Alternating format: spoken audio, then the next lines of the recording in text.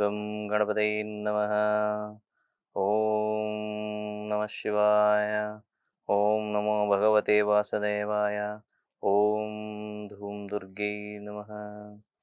ಸಮಸ್ತ ಬಾಸ್ ವಾಹಿನಿ ವೀಕ್ಷಕರಿಗೆ ನಾನು ನಿಮ್ಮ ಆಚಾರ್ಯ ಬಾಲಸುಬ್ರಹ್ಮಣ್ಯಂ ಮಾಡುವ ಅನಂತ ನಮಸ್ಕಾರಗಳು. ವೀಕ್ಷಕರೇ, ವಾರ ಭವಿಷ್ಯ ಕಾರ್ಯಕ್ರಮಕ್ಕೆ ಎಲ್ಲರಿಗೂ ಸ್ವಾಗತ. ಈ ವಾರ ಭವಿಷ್ಯ ವಿಶೇಷವಾದಂಥದ್ದು. ವಾರವೂ ಏನೋ ಒಂದು ರೀತಿಯಾದಂಥ ವಿಶೇಷವಾದಂತಹ ಕಾರ್ಯಕ್ರಮ ನಡೀತಾನೆ ಇರ್ತದೆ. ಯಾವ್ಯಾವ ರಾಶಿಯಲ್ಲಿ ಯಾವ್ಯಾವ ರೀತಿಯಾದಂತಹ ವ್ಯತ್ಯಾಸಗಳು ಕಾಣ್ತಾ ಇದೆ ಅನ್ನೋಂಥದ್ದು ನಮ್ಮ ಈ ಪಂಚಾಂಗದಲ್ಲಿ ಅದ್ಭುತವಾಗಿ ತಿಳಿಸ್ಕೊಟ್ಟಿದ್ದಾರೆ. ಅದನ್ನು ಗ್ರಹಿಸಿಕೊಂಡು ಹೇಳುವಂಥ ಪ್ರಯತ್ನ ಮಾಡ್ತಾ ಇದ್ದೀವಿ. ಈಗ ಪಂಚಾಂಗ ಶ್ರವಣ ಅನ್ನೋದನ್ನ ಒಂದು ವಿಶೇಷ ಅಂಥದ್ದು. ಆ ಶ್ರವಣದ ಮಾತ್ರಕ್ಕೆ ಗ್ರಹಗಳ ಆಶೀರ್ವಾದ ಹೆಚ್ಚಾಗಿ ಬರುತ್ತೆ ಅಂತ ಹೇಳ್ತದೆ ಶಾಸ್ತ್ರ.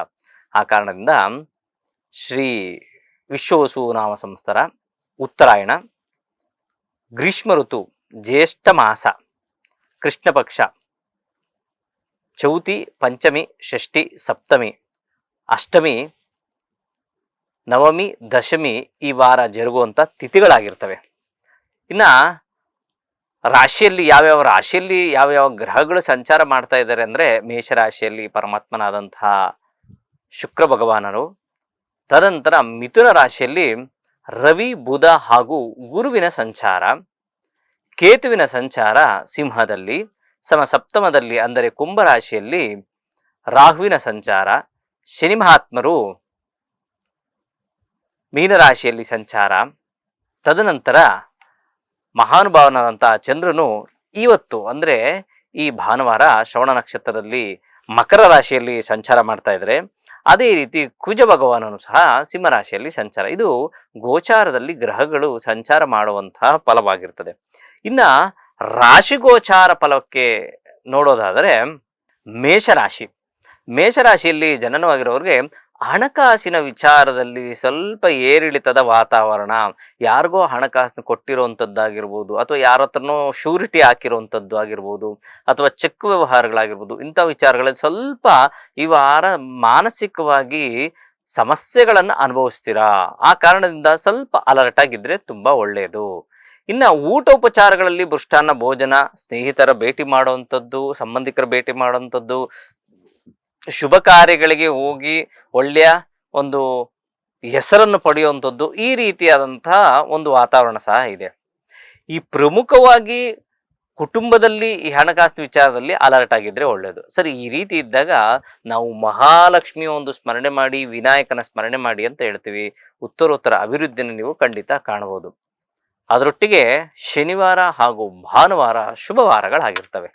ಮುಂದಿನ ರಾಶಿ ವೃಷಭ ರಾಶಿ. ನೋಡಿ, ವೃಷಭ ರಾಶಿಯಲ್ಲಿ ಜನನವಾಗಿರೋರಿಗೆ ಗೊತ್ತಿಲ್ಲದೇನೆ ಸ್ವಲ್ಪ ಅನಿರೀಕ್ಷಿತವಾಗಿ ಹಣಕಾಸಿನ ವ್ಯವಸ್ಥೆ ಆಗುವಂಥದ್ದು, ಸರ್ಕಾರಿ ವೃತ್ತಿಯಲ್ಲಿರುವಂಥವ್ರಿಗೆ ಉತ್ತರೋತ್ತರ ಅಭಿವೃದ್ಧಿ ಮಾಡುವಂಥದ್ದು, ಅಂದರೆ ನಿಪುಣ ಕೆಲಸಗಳನ್ನು ಯಾರು ಮಾಡ್ತಾ ಇರ್ತಾರೋ ಅಂಥವ್ರಿಗಂತೂ ಅದ್ಭುತವಾದಂತಹ ಕುಸ್ರಿ ಕೆಲಸ ಮಾಡುವಂಥದ್ದಾಗಿರ್ಬೋದು, ಸಣ್ಣ ಪುಟ್ಟ ಚಿಕ್ಕ ಕಣ್ಣಿಗೆ ಕಾಣಿಸೋ ಮೈನ್ಯೂಟ್ ಕೆಲಸ ಯಾರು ಮಾಡ್ತಾ ಇರ್ತಾರೋ ಅಂಥವ್ರಿಗೆಲ್ಲ ಅದ್ಭುತವಾದಂತಹ ವಾರವನ್ನು ಖಂಡಿತ ಕಾಣ್ಬೋದು. ಅದ್ರ ಒಟ್ಟಿಗೆ ಯಾರೆಲ್ಲ ಕ್ಯಾಲ್ಕುಲೇಷನ್ ಅಂದರೆ ಯಾರೆಲ್ಲ ಅಕೌಂಟ್ಸ್ ಡಿಪಾರ್ಟ್ಮೆಂಟ್ ಅಲ್ಲಿ ಇರ್ತಾರೋ ಅವ್ರಿಗೂ ಸಹ ಅದ್ಭುತವಾದಂತಹ ಹಣವನ್ನು ಗಳಿಸುವಂತ ವಾರ ಆಗಿರ್ತದೆ.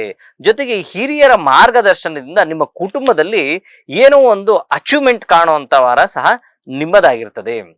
ಇನ್ನ ತಾಯಿ ಆರೋಗ್ಯದಲ್ಲಿ ಸ್ವಲ್ಪ ಚೇತರಿಕೆಯನ್ನು ಕಾಣ್ತೀರಾ. ಸ್ವಲ್ಪ ಮಟ್ಟಿಗೆ ಏನೋ ವ್ಯತ್ಯಾಸ ಕಾಣ್ತಿತ್ತು, ಈಗ ಒಂದು ಸ್ವಲ್ಪ ಆರೋಗ್ಯವಾಗಿದ್ದಾರೆ ಅನ್ನೋ ಸಹ ಕಾಣುವಂತ ವಾರ ನಿಮ್ಮದಾಗಿರ್ತದೆ.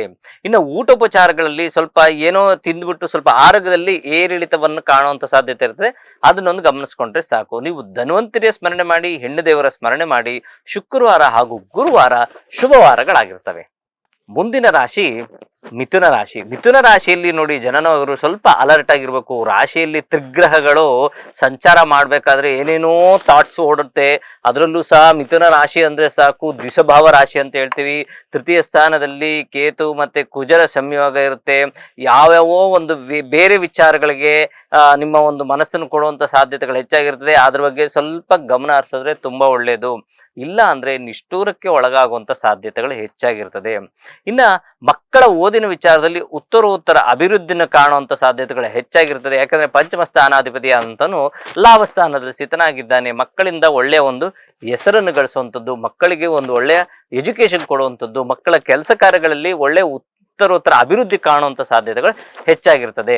ಈ ವಿಚಾರದಿಂದ ಮಾನಸಿಕ ವಿಚಾರದಲ್ಲೂ ಸಹ ಸ್ವಲ್ಪ ಏರಿಳಿತವನ್ನು ಕಾಣುವಂಥದ್ದು. ಹಿರಿಯರಿಂದ ನಿಂದನೆ ನೋಡಿ, ಜನ್ಮ ರಾಶಿಯಲ್ಲಿ ರವಿ ಹಾಗೂ ಗುರು ಹಾಗೂ ಬುಧ ಈ 3 ಗ್ರಹಗಳು ಸಂಚಾರ ಮಾಡಬೇಕಾದ್ರೆ ಹಿರಿಯರಿಂದ ಸ್ವಲ್ಪ ನಿಂದನೆಗೊಳಗಾಗುವಂಥ ಸಾಧ್ಯತೆಗಳು ಸಹ ಉಂಟು. ಇಷ್ಟೆಲ್ಲ ಇದ್ದಾಗ ನೀವು ಯಾವ ರೀತಿಯಾದಂತಹ ಪರಿಹಾರ ಮಾಡಿಕೊಂಡ್ರೆ ಒಳ್ಳೆಯದು ಅಂದರೆ, ಸಾಕ್ಷಾತ್ ಸೂರ್ಯನಾರಾಯಣನ ಸ್ಮರಣೆ ಮಾಡಿ, ತುಂಬ ಒಳ್ಳೆಯದಾಗುತ್ತೆ. ಜೊತೆಗೆ ಗುರುಗಳ ಸ್ಮರಣೆ ಮಾಡಿ, ತುಂಬ ಅದ್ಭುತವಾದಂತಹ ಫಲವನ್ನು ಕಾಣ್ತೀರಾ. ಗುರುವಾರ ಹಾಗೂ ಬುಧವಾರ ಶುಭವಾರಗಳಾಗಿರ್ತವೆ.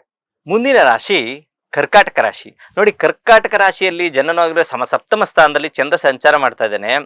ಜೊತೆಗೆ ದ್ವಿತೀಯ ಸ್ಥಾನದಲ್ಲಿ ಕೇತು ಹಾಗೂ ಕುಜರ ಸಂಯೋಗ ಇದ್ದಾಗ ಸ್ವಲ್ಪ ಶೀಘ್ರವಾಗಿ ಕೋಪ ಬರುವಂಥದ್ದು, ಬೇಗ ಬೇಗ ಕೋಪ ಮಾಡಿಕೊಂಡದ್ದು, ಆತುರ ಸ್ವಭಾವ ಆಗುವಂಥದ್ದು, ಎಡುವಂಥದ್ದು, ಅಂದರೆ ಸಣ್ಣ ಪುಟ್ಟ ಅಂದರೆ ನೀರಿನ ವಿಚಾರದಲ್ಲಿ ಸ್ವಲ್ಪ ಕಾಲಿನ ವಿಚಾರದಲ್ಲಿ ನೋವಾಗುವಂಥದ್ದು, ಅಂದರೆ ಏನೋ ಕಾಲು ಎಡಬಿಡ್ಕೊಳ್ಳೋದು, ಕಾಲಿಗೆ ಏಟು ಬೀಳುವಂಥದ್ದು.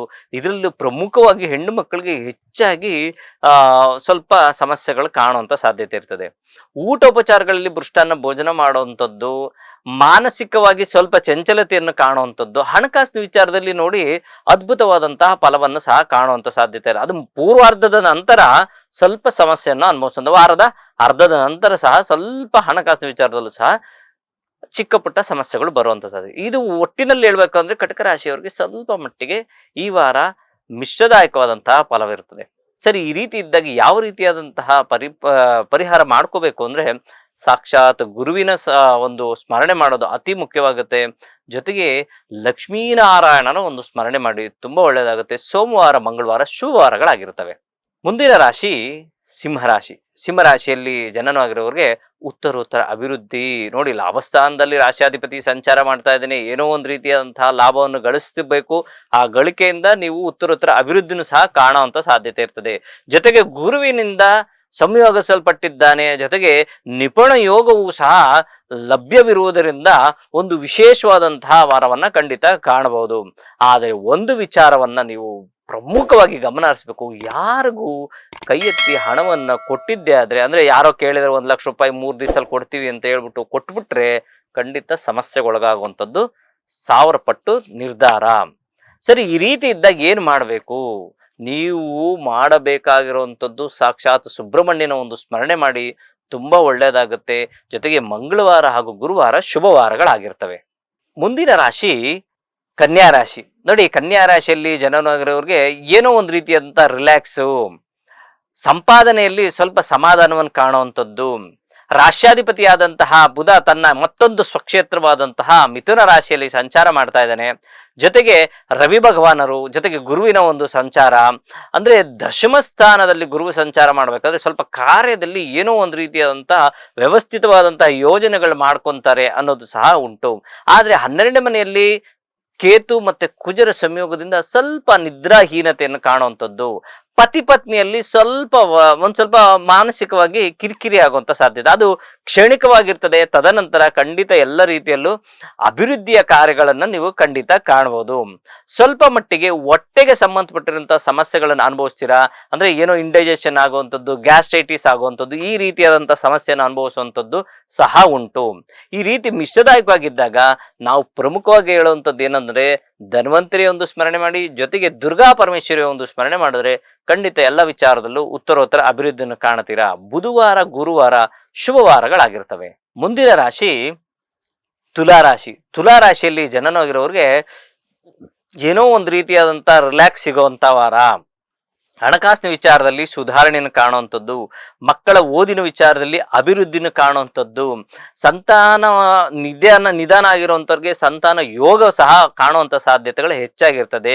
ಲಾಭ ಸ್ಥಾನದಲ್ಲಿ ಸ್ವಲ್ಪ ಕೇತು ಮತ್ತೆ ಕುಜರ ಸಂಯೋಗ ಇದ್ದಾಗ ಹಣಕಾಸಿನ ವಿಚಾರದಲ್ಲಿ ಸ್ವಲ್ಪ ಹುಷಾರಾಗಿರ್ಬೇಕು. ಯಾವುದೋ ಲಾಭ ಬಂದಿದೆ, ಅದನ್ನ ಇದ್ದಕ್ಕಿದ್ದಂಗೆ ಖರ್ಚು ಮಾಡುವಂಥ ಸಾಧ್ಯತೆಗಳು ಸಹ ಉಂಟಾಗುತ್ತೆ.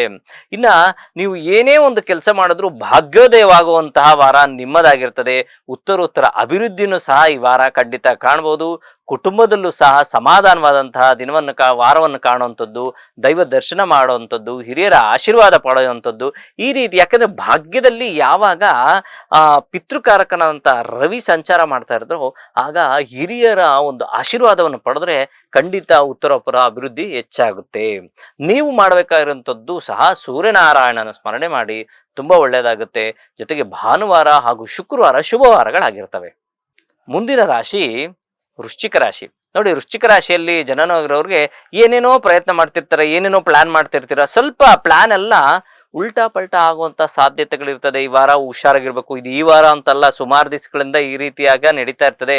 ಅದರಲ್ಲೂ ಪ್ರಮುಖವಾಗಿ ಯಾರೆಲ್ಲ ರಿಯಲ್ ಎಸ್ಟೇಟ್ ಮಾಡ್ತಾ ಇರ್ತಾರೆ, ಯಾರೆಲ್ಲ ವ್ಯವಹಾರ ಮಾಡ್ತಾ ಇರ್ತಾರೆ, ವ್ಯವಹಾರ ಅಂದ್ರೆ ಏನೋ ಒಂದು ಕೊಟ್ಟು ತಗೊಳ್ಳುವಂತಹ ಒಂದು ವಹಿವಾಟು ಮಾಡುವಂಥದ್ದು, ಟ್ರಾನ್ಸ್ಪೋರ್ಟೇಷನ್ ಬಿಸ್ನೆಸ್ ಆಗಿರ್ಬೋದು, ಅಥವಾ ಟ್ರಾವೆಲ್ ಬಿಸ್ನೆಸ್ ಆಗಿರ್ಬೋದು, ಅಥವಾ ಏಜೆನ್ಸಿಗಳಾಗಿರ್ಬೋದು, ಇಂಥವ್ರಿಗೆಲ್ಲ ಸ್ವಲ್ಪ ಕಿರಿಕಿರಿ ಆಗುವಂಥದ್ದು, ಸ್ವಲ್ಪ ಹಣಕಾಸಿನ ವಿಚಾರದಲ್ಲಿ ಇರ್ಸು ಮುರ್ಸು ಆಗುವಂಥ ಸಾಧ್ಯತೆಗಳು ಸಹ ಉಂಟು. ಇನ್ನು ಕುಟುಂಬದಲ್ಲಿ ಉತ್ತರೋತ್ತರ ಅಭಿವೃದ್ಧಿ ಕಾಣುವಂಥದ್ದು, ಮಕ್ಕಳ ವಿಚಾರದಲ್ಲಿ ಅಭಿವೃದ್ಧಿಯನ್ನು ಕಾಣುವಂಥದ್ದು, ಈ ಮಿಕ್ಕೆಲ್ಲ ಆರೋಗ್ಯದಲ್ಲೂ ಸಹ ಚೇತರಿಕೆಯನ್ನು ಕಾಣುವಂಥದ್ದು. ಈ ಹಣಕಾಸಿನ ವಿಚಾರಕ್ಕಾಗಿ ಮಹಾಲಕ್ಷ್ಮಿಯ ಒಂದು ಸ್ಮರಣೆ ಮಾಡ್ತಾ ಬನ್ನಿ, ತುಂಬಾ ಒಳ್ಳೆಯದಾಗುತ್ತೆ. ಜೊತೆಗೆ ವಿನಾಯಕನ ಸ್ಮರಣೆ ಮಾಡಿ, ಇನ್ನ ಅಭಿವೃದ್ಧಿಯನ್ನು ಕಾಣ್ತೀರಾ. ಮಂಗಳವಾರ ಹಾಗೂ ಬುಧವಾರ ಶುಭವಾರಗಳಾಗಿರ್ತವೆ. ಮುಂದಿನ ರಾಶಿ ಧನುಸು ರಾಶಿ. ಧನುರಾಶಿಯಲ್ಲಿ ಜನನವಾಗಿರೋರು ಉತ್ತರೋತ್ತರ ಅಭಿವೃದ್ಧಿ ಕಾಣುವಂಥದ್ದು, ಹಣಕಾಸಿನ ವಿಚಾರದಲ್ಲಿ ಸುಧಾರಣೆ, ಆರೋಗ್ಯದ ವಿಚಾರದಲ್ಲೂ ಸುಧಾರಣೆ ಕಾಣುತ್ತೆ. ಒಂದು ಮಾನಸಿಕವಾಗಿ ಏನ್ ಗೊತ್ತಾ, ನಿಮ್ಮ ಒಂದು ಏಳಿಗೆ ಅಂದ್ರೆ ನೀವು ಏನೋ ಮಾಡಬೇಕು ಅಂತ ಪ್ರಯತ್ನಗಳು ಮಾಡ್ತಿರ್ತೀರ, ನಿಮ್ಮ ಏಳಿಗೆಯನ್ನು ಸಹಿಸಲಾಗದಂತಹ ನಿಮ್ಮ ಸರೌಂಡಿಂಗ್ ಅಲ್ಲೇ ಸ್ವಲ್ಪ ಅಷ್ಟು ಜನ ಇರ್ತಾರೆ. ಅವ್ರ ಬಗ್ಗೆ ಒಂದು ಕಣ್ಣಿಟ್ಟಿರಿ. ನಿಮ್ಮನ್ನ ಮುಂದೆ ತುಂಬಾ ಚೆನ್ನಾಗಿ ಹೊಗಳ್ತಾರೆ, ನಿಮ್ಮ ಹಿಂದೆಗಡೆ ಸಾಕಷ್ಟು ಬೈಯುವಂತ ಸಾಧ್ಯತೆಗಳು, ನಿಮ್ಮ ಹಿಂದೆಗಡೆ ಏನೇನೋ ಅಂದ್ಕೊಳ್ಳುವಂಥದ್ದು, ಅಯ್ಯೋ ಅವ್ರಿಗೇನ್ ಬಿಡ್ರಿ ಹೆಂಗೋ ಚೆನ್ನಾಗಿದ್ದಾರೆ ಅನ್ಕೊಂಡು ದೃಷ್ಟಿದೋಷಗಳು ಆಗುವಂಥದ್ದು, ಈ ರೀತಿಯಾದಂತಹ ಸಮಸ್ಯೆಗಳನ್ನ ಅನುಭವಿಸ್ತೀರಾ. ಯಾಕೆಂದ್ರೆ ನೀವು ಕಷ್ಟಪಟ್ಟು ದುಡಿಯುವಂಥದ್ದು ಅವ್ರಿಗೆ ಸಹಿಸ್ತಾ ಇರಲ್ಲ. ಆ ಕಾರಣದಿಂದ ಧನುಸು ರಾಶಿಯವರು ಸ್ವಲ್ಪ ಈ ವಾರ ಕಾಲಭೈರವನ ಸ್ಮರಣೆ ಮಾಡುವಂಥದ್ದು, ಹನುಮಂತನ ಸ್ಮರಣೆ ಮಾಡುವಂಥದ್ದು ಮಾಡಿದ್ದೆ ಆದ್ರೆ ಆ ದೃಷ್ಟಿದೋಷಗಳೆಲ್ಲ ಪರಿಹಾರವಾಗುತ್ತೆ. ಅಭಿವೃದ್ಧಿಯನ್ನು ಸಹ ಕಾಣುವಂತ ಸಾಧ್ಯತೆ ಇರ್ತದೆ. ಬುಧವಾರ, ಗುರುವಾರ, ಶುಕ್ರವಾರ ಶುಭವಾರಗಳಾಗಿರ್ತವೆ. ಮುಂದಿನ ರಾಶಿ ಮಕರ ರಾಶಿ. ಮಕರ ರಾಶಿಯಲ್ಲಿ ಜನನವಾಗಿರೋರಿಗೆ ಏನೋ ಒಂದು ಕೆಲಸ ಕಾರ್ಯಗಳಲ್ಲಿ ವಿಳಂಬ ಆಗುವಂಥದ್ದು, ಏನೇ ಒಂದು ಅಂದ್ಕೊಂಡ್ರು ಸಹ ಪ್ರಮುಖವಾಗಿ ಯಾರೆಲ್ಲ ಸರ್ಕಾರಿ ವೃತ್ತಿಯಲ್ಲಿ ಕೆಲಸ ಮಾಡ್ತಾ ಇರ್ತಾರೋ ನೋಡಿ, ಷಷ್ಠ ಸ್ಥಾನದಲ್ಲಿ ಯಾವಾಗ ರವಿ ಸಂಚಾರ ಮಾಡ್ತಾ ಇರ್ತಾರೆ, ಷಷ್ಠ ಅಂದ್ರೆ ಒಂದು ರೀತಿಯಂತ ಕಷ್ಟ ಅಂತ ತೋರಿಸುತ್ತೆ. ಜೊತೆಗೆ ರೋಗ ರುಜುನ ಸ್ಥಾನ ಅಂತ ತೋರಿಸುತ್ತೆ, ಋಣವನ್ನು ತೋರಿಸುತ್ತೆ. ಅದೇ ರೀತಿ ಆ ಸ್ಥಾನದಲ್ಲಿ ಯಾವಾಗ ಸರ್ಕಾರಿ ವೃತ್ತಿಕಾರಕನಾದಂತ ರವಿ ಸಂಚಾರ ಮಾಡ್ತಾ ಇರ್ತಾರೋ ಸ್ವಲ್ಪ ಮಟ್ಟಿಗೆ ಆರೋಗ್ಯದಲ್ಲಿ ವ್ಯತ್ಯಾಸವನ್ನು ಕಾಣುವಂಥದ್ದು, ಹಣಕಾಸಿನ ವಿಚಾರದಲ್ಲಿ ಸಹ ಸ್ವಲ್ಪ ವ್ಯತ್ಯಾಸವನ್ನು ಕಾಣುವಂಥದ್ದು. ಆದರೆ 3 ದಿನದ ನಂತರ, ಈ ವಾರದ 3 ದಿನದ ನಂತರ ಖಂಡಿತವಾಗ್ಲೂ ಅಭಿವೃದ್ಧಿಯ ಹಾದಿಯನ್ನು ನೀವು ಖಂಡಿತ ಕಾಣಬಹುದು. ಯಾಕೆಂದ್ರೆ ರಾಶಿಯಲ್ಲಿ ಚಂದ್ರ ಸಂಚಾರ ಮಾಡ್ತಾನೆ. ಚಂದ್ರ ತನ್ನ ರಾಶಿಯಿಂದ ಸ್ವಲ್ಪ ರಾಶಿಯಿಂದ ಅಂದ್ರೆ ಮುಂದಿನ ರಾಶಿಗೆ, ಅಂದ್ರೆ ಇವಾಗ ಶ್ರವಣ ನಕ್ಷತ್ರದಲ್ಲಿ ಸಂಚಾರ ಮಾಡ್ತಾ ಇರುವಂತನು ಕುಂಭರಾಶಿಗೆ ಸಂಚಾರ ಮಾಡೋ ಸಂದರ್ಭದಲ್ಲಿ ಎಲ್ಲ ವಿಚಾರದಲ್ಲೂ ಅಭಿವೃದ್ಧಿಯನ್ನು ಕಾಣುವಂಥದ್ದು, ಸಮಾಧಾನವಾದಂತಹ ವಾರವನ್ನ ಖಂಡಿತ ಕಾಣಬಹುದು. ಏನ್ ಮಾಡಬೇಕು, ಏನಾದ್ರೂ ಒಂದು ಪರಿಹಾರ ಮಾಡ್ಕೋಬೇಕಲ್ಲ. ಗುರುವಿನ ಒಂದು ಸ್ಮರಣೆ ಮಾಡ್ಬೇಕು. ಯಾಕಂದ್ರೆ ಗುರು ಷಷ್ಠ ಸ್ಥಾನದಲ್ಲಿ ಸಂಚಾರ ಮಾಡ್ತಾನೆ, ಅವನ ಒಂದು ಬಲ ಇರೋದಿಲ್ಲ. ಅದಕ್ಕೋಸ್ಕರ ಗುರುವಿನ ಒಂದು ಸ್ಮರಣೆ ಮಾಡಿ, ತುಂಬಾ ಒಳ್ಳೆಯದಾಗುತ್ತೆ. ಜೊತೆಗೆ ಶನಿವಾರ ಹಾಗೂ ಶುಕ್ರವಾರ ಶುಭವಾರಗಳಾಗಿರ್ತವೆ. ಮುಂದಿನ ರಾಶಿ ಕುಂಭರಾಶಿ. ಕುಂಭರಾಶಿಯಲ್ಲಿ ಜನನವಾಗಿರೋರಿಗೆ ಸಾಧಾರಣವಾದಂತಹ ಶುಭ ಫಲವನ್ನು ಕಾಣ್ತೀರಾ. ಮಕ್ಕಳ ವಿಚಾರದಲ್ಲಿ ಸ್ವಲ್ಪ ಕಿರಿಕಿರಿ ಆಗುವಂತ ಸಾಧ್ಯತೆ ಇರ್ತದೆ. ಹಣಕಾಸಿನ ವಿಚಾರದಲ್ಲಿ ಸ್ವಲ್ಪ ಸುಧಾರಣೆಯನ್ನು ಕಾಣ್ತೀರಾ. ಯಾವುದೋ ಒಂದು ಲಘು ದೂರ ಪ್ರಯಾಣ ಅಥವಾ ಎಲ್ಲೋ ಹೋಗ್ಬೇಕು, ಆ ಒಂದು ಹೋಗಿ ಬರುವಂತ ಜಾಗದಲ್ಲೂ ಸಹ ಸ್ವಲ್ಪ ಅಡೆತಡೆಗಳು ಉಂಟಾಗುವಂಥದ್ದು. 2 ವೀಲರ್ಸು ಅಥವಾ 4 ವೀಲರ್ ಓಡುವಂಥವ್ರಿಗೂ ಸಹ ಸ್ವಲ್ಪ ಎಚ್ಚರಿಕೆಯಿಂದ ಓಡಾಡೋದು ತುಂಬಾ ಉತ್ತಮವಾದಂತಹ ವಾರ. ಇಲ್ಲವಾದ್ರೆ ಸಮಸ್ಯೆಯನ್ನು ಅನುಭವಿಸ್ತೀರಾ. ಜೊತೆಗೆ ಕಲುಷಿತವಾದಂತಹ ನೀರನ್ನು ಕುಡಿಯುವಂಥದ್ದು, ಯಾವುದೋ ಬೇಡದಿರುವಂತಹ ಊಟವನ್ನು ಸೇವನೆ ಮಾಡಿದ್ರು ಸಹ ಆರೋಗ್ಯದಲ್ಲಿ ವ್ಯತ್ಯಾಸವನ್ನು ಕಾಣ್ತೀರಾ. ಈ ರೀತಿಯಾದಂತಹ ಮಿಶ್ರದಾಯಕವಾದಂತಹ ವಾರವನ್ನ ನೀವು ಕಾಣ್ತೀರಾ. ಸರಿ, ಈ ರೀತಿ ಇದ್ದಾಗ ಪರಿಹಾರ ರೂಪಕ್ಕಾಗಿ ವಿನಾಯಕ ಹಾಗೂ ಹನುಮಂತನ ಸ್ಮರಣೆ ಮಾಡ್ತಾ ಬನ್ನಿ. ಖಂಡಿತ ಎಲ್ಲ ವಿಚಾರದಲ್ಲೂ ಅಭಿವೃದ್ಧಿನ ಕಾಣ್ತೀರಾ. ಜೊತೆಗೆ ಶನಿವಾರ ಹಾಗೂ ಸೋಮವಾರ ಶುಭವಾರಗಳಾಗಿರ್ತವೆ. ಮುಂದಿನ ರಾಶಿ ಮೀನರಾಶಿ. ಮೀನರಾಶಿಯಲ್ಲಿ ಜನನವಾಗಿರೋರಿಗೆ ಉತ್ತರ ಅಭಿವೃದ್ಧಿ ನೋಡಿ, ಸಾಡೆ ಸಾತಿಯ ಒಂದು ಪರಿಣಾಮ ಇದ್ರೂ ಸಹ ಏನೋ ಒಂದು ಚೇತರಿಕೆ, ಏನೋ ಒಂದು ಬೆಳಕು ಕಾಣುವಂಥದ್ದು, ಒಳ್ಳೆಯ ಒಂದು ಚಿಂತನೆ ಮಾಡುವಂಥದ್ದು, ದೈವ ದರ್ಶನ ಮಾಡುವಂಥದ್ದು, ಮಕ್ಕಳ ವಿಚಾರದಲ್ಲಿ ಏಳಿಗೆ ಅಭಿವೃದ್ಧಿಯನ್ನು ಕಾಣುವಂಥ ಸಾಧ್ಯತೆಗಳು ಹೆಚ್ಚಾಗಿರ್ತದೆ. ಅದರ ಒಟ್ಟಿಗೆ ನಿಮ್ಗೆ ಏನಾಗುತ್ತೆ ಅಂದ್ರೆ ಏನೇನೋ ಯೋಚನೆಗಳು ಮಾಡ್ತೀರಾ, ಆ ಯೋಚನೆಗಳು ಮಾಡೋದಕ್ಕಿಂತ ಯೋಜನೆಗಳಾಗಿ ಕನ್ವರ್ಟ್ ಮಾಡ್ಕೊಳ್ಳಿ. ಖಂಡಿತ ಅಭಿವೃದ್ಧಿ ಹಾದಿ ನಿಮ್ಗಾಗುತ್ತೆ. ಆಂಗ್ಸೈಟಿ ಬೇಡ, ಸ್ವಲ್ಪ ಆತರ ಸ್ವಭಾವ, ಆತಂಕ ಬೇಡ. ಆತಂಕವೆಲ್ಲ ಕಮ್ಮಿ ಮಾಡ್ಕೊಂಡ್ಬಂದ್ರೆ ತುಂಬಾ ಅದ್ಭುತವಾದಂತಹ ವಾರವನ್ನು ಕಾಣ್ತೀರಾ. ಚತುರ್ಥ ಸ್ಥಾನದಲ್ಲಿ ಒಂದು ಎರಡು ಶುಭಗ್ರಹ ಮತ್ತೊಂದು ಪಾಪಗ್ರಹ ಸ್ಥಿತರಾದಾಗ ಬಲಾಢ್ಯರಾದಂತಹ ಶುಭಗ್ರಹಗಳೇ ನಿಮ್ಗೆ ಅತಿ ಹೆಚ್ಚಿನ ಶುಭ ಫಲವನ್ನ ಕೊಡ್ತಾರೆ. ಜೊತೆಗೆ ಷಷ್ಠ ಸ್ಥಾನದಲ್ಲೂ ಸಹ ಪಾಪಗ್ರಹಗಳು ಸ್ಥಿತರಾದರೆ ಶಾಸ್ತ್ರದ ಪ್ರಕಾರ ಉತ್ತರೋತ್ತರ ಅಭಿವೃದ್ಧಿಯನ್ನು ಕಾಣುವಂತ ಸಾಧ್ಯತೆಗಳಿರ್ತದೆ. ಕುಟುಂಬ ಸ್ಥಾನದಲ್ಲಿ ಶುಕ್ರ ಸ್ಥಿತನಾಗಿರೋದ್ರಿಂದ ನಿಮಗೆ ಕುಟುಂಬದಲ್ಲಿ ಅದ್ಭುತವಾದಂತಹ ವಾರವನ್ನ ನೀವು ಸಹ ಕಾಣಬಹುದು. ಪರಿಹಾರ ರೂಪಕವಾಗಿ ಗುರುಗಳ ಸ್ಮರಣೆ ಬೇಕೇ ಬೇಕು, ಅದರೊಟ್ಟಿಗೆ ಹನುಮಂತನ ಸ್ಮರಣೆ ಮಾಡಲೇಬೇಕು. ಇವೆರಡೂ ಸಹ ಮಾಡ್ಕೊಂಡ್ ಬಂದ್ರೆ ಖಂಡಿತ ಒಳ್ಳೆಯ ವಾರವನ್ನ ನೀವು ಕಾಣಬಹುದು. ಶುಕ್ರವಾರ ಶನಿವಾರ ಶುಭ ವಾರಗಳಾಗಿರ್ತವೆ ಅಂತ ಹೇಳ್ತಾ ಈ ವಾರದ ಕಾರ್ಯಕ್ರಮ ಮುಗಿಸ್ತಾ ಇದ್ದೀನಿ. ಪ್ರಪಂಚದಲ್ಲಿರುವ ಪ್ರಾಣಿ ಪಕ್ಷಿ ಜೀವರಾಶಿ ಸಸ್ಯಚರ ಜಲಚರ ಎಲ್ಲರೂ ಚೆನ್ನಾಗಿರ್ಲಿ ಅಂತ ಭಾವಿಸೋಣ. ಎಲ್ಲರಿಗೂ ಸಮಾನ ಮನಸ್ಕರಾಗಿ ಜೀವನ ಮಾಡೋಣ. ಎಲ್ಲರಿಗೂ ನಮಸ್ಕಾರ. ಲೇಟೆಸ್ಟ್ ಹಾಗೂ ಇಂಟ್ರೆಸ್ಟಿಂಗ್ ಸುದ್ದಿಗಳಿಗಾಗಿ ಬಾಸ್ ಟಿವಿ ಕನ್ನಡ ಚಾನೆಲ್ನ ಸಬ್ಸ್ಕ್ರೈಬ್ ಮಾಡಿ, ಹಾಗೆಯೇ ಬೆಲ್ ಐಕಾನ್ ಪ್ರೆಸ್ ಮಾಡಿ. ಇದರ ಜೊತೆಗೆ ಫೇಸ್ಬುಕ್, ಇನ್ಸ್ಟಾಗ್ರಾಮ್, ಎಕ್ಸ್ ನಲ್ಲೂ ಮಿಸ್ ಮಾಡದೆ ಫಾಲೋ ಮಾಡಿ.